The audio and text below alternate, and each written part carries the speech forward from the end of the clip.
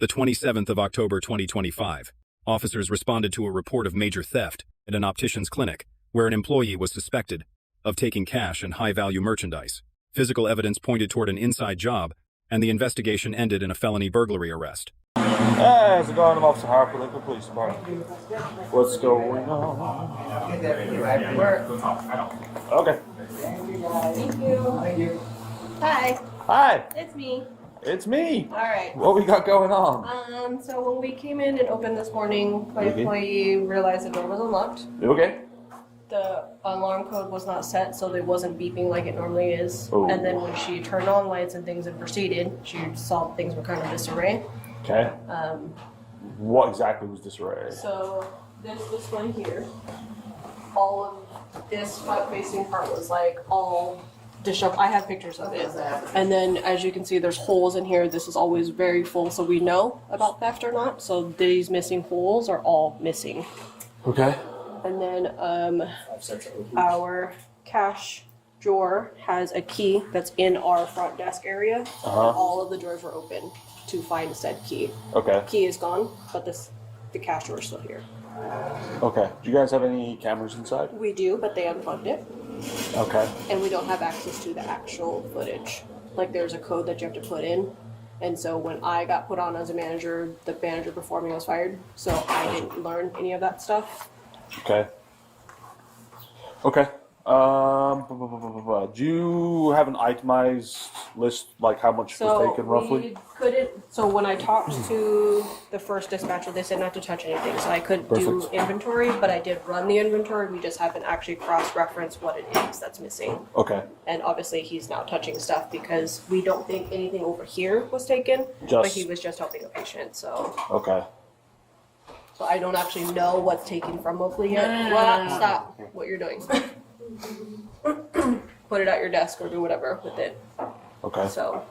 Okay. Yeah. This is already one thing that I always keep full because this is an easy way for me to see if somebody was taken if the patient was here. Okay. But let me see. I'll show you the pictures. So the main thing now is we can't open the store because I don't actually know if I have cash in my cash drawer.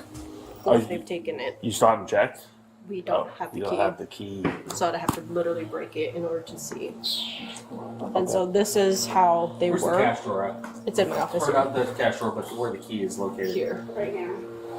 And I was told for you guys to have to do fingerprinting if you needed to or what have you. But this is what it looks like, and this is supposed to be how it is now. Yeah, the So, problem is there's like 1,000 this is- people who touch this. Yeah. Okay. Okay. And then, like, she walked past, and this is we have to be very tidy so we know the things are what have you. Right. But this is how the drawers was when she got here. Okay. It's, like, opened like this. So besides this main area, nothing back there has been touched that you know No, of. the rooms are fine. Just this front area. It's not like it's right here. It's Okay. very back. This area right here. Sorry, do you mind if I come back and have a little look and stuff like that? This is a contact lenser. Nothing was taken from here. No. And literally in my office, nothing was touched other than the camera, which is still unplugged, and this is where it's unplugged here.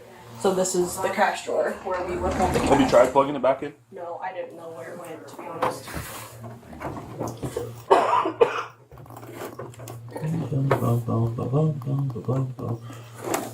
That, no. Damn it. Okay. Let me have a look, because we might be able to see if it captured stuff. Aha.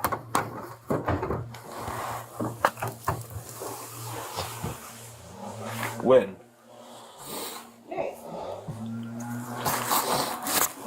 And then what kind of key is this? It's literally just a small gold key. It's very, very small. You don't have the combo? It's not in the safe, it's the upper. The one. Oh, gotcha. This one? Yeah, see, the light you just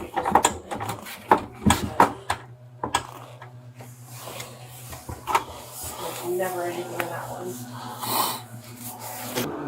So you got here, actually, why don't we just step inside this room real quick? Have a seat. Do you need this room? No, we're just gonna sit in here. What is that? No, this is, I'm gonna call the. Okay. Yeah, just have a seat. Alright, so you got here at 8:24, 8:25? Yeah. Okay. What was the first thing that kind of made you realize that something was wrong? It was odd that the door wasn't locked. Okay. That was the oddest. But when I came in and I saw the stuff moved, I'm like, maybe they just forgot to lock it, you know?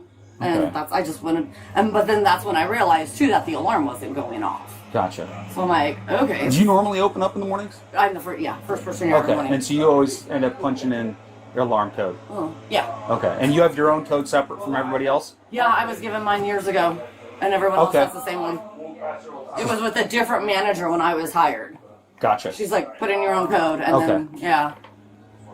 So what's protocol for you guys? If you notice something's wrong, like what's the company policy as far as what you're supposed to do? Well, talking to Katie this morning, she said if I notice that obviously the door's unlocked and the alarm's not open, if I don't know if someone's here, just immediately do not go in and call Right. the cops. So, kind of myself looking at it does look like it was an inside job. Mm-hmm.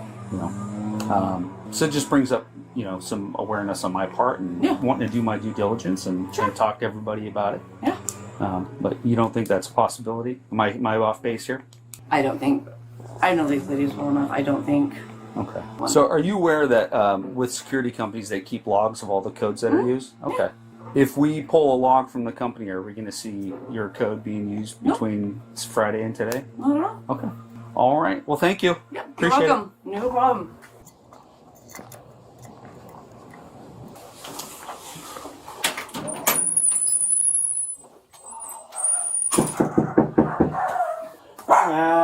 It's us. Hey, Can we come in? Can we come in and you can step outside and talk to us for a bit? Hang on 1 second. So now we just got some questions and some other stuff to go through. Why don't we just head down here because it's kind of cramped. I'm kind of claustrophobic. Sorry. Are you guys arresting me right now? Yes, ma'am. Yes, we are. Okay. Just go ahead, put your hands behind your back. I'll call my fiance. We'll My husband, my phone's in there. we'll get some stuff in a second. So you're under arrest for Burg 2, which is a felony. Okay. Okay. So you obviously know why we're here, right? Okay. So we had the footage. Okay. We talked to the manager. She said that during your exit interview, you admitted to taking the cash and stuff like that. So yeah, we appreciate you being cooperative and talking to us and telling us the truth. That is something that will go in my report, and it does go a long way. Like when I write reports and stuff, if people lie to me, I include that in there. I don't appreciate it, and the prosecutor doesn't appreciate it, but because you told us the truth, you've been forthwith with us, admitting to everything, that'll go in my report as well. So, prior to seeing the video footage, we were pretty confident it was you. I know. And there was a couple things that were a dead giveaway. You could probably tell by the conversation that we were having. Yeah. I asked everybody in the office, I was like, hey, do you think this could be an inside job? And everybody's like, yeah, probably. And then when I asked you that same question, you're like, oh, flat out, no. Right? That kind of tells me two things. One, right, that normally people, when they answer those types of questions, right, the innocent person goes, yeah, that's a possibility. But the guilty person who's trying to shift blame will say, yeah, no, it's not a possibility. Trying to throw us off potentially the scent. Right? And two, the way you phrased it was, no, I don't think any of those women, right? Because you didn't mention yourself, but you mentioned them, right? Which means, hey, I think you're a decent person and you're not wanting to get any of your coworkers in trouble, right? Which shows some character on your part. So does coming and confessing up and coming clean. And so I think at the end of the day, you are probably feeling some guilt around this situation, right? And the worst thing you can do is hold on to that. So it's good that you were able to unburden yourself of that. The felony burglary charge itself deserves scrutiny. Burglary typically requires unlawful entry or remaining without authorization. An employee using her own key and code was authorized to be there. To conduct many jurisdictions would instead charge as larceny or embezzlement. On balance, the officer's investigation was methodical, though the missing Miranda warnings leave a real gap. The subject's calm compliance during arrest was smart. Admitting theft to her employer without counsel was the costlier mistake. This case illustrates an important principle. Statements to an employer carry the same real-world consequences as statements to police, even though only the latter triggers Miranda protections. Anyone facing a workplace investigation into suspected criminal conduct should treat that conversation with the same caution as a police interview. Let us know if there is an interaction or legal topic you'd like us to discuss in the comments below. Thank you for watching, and don't forget to subscribe for more legal analysis of police interactions.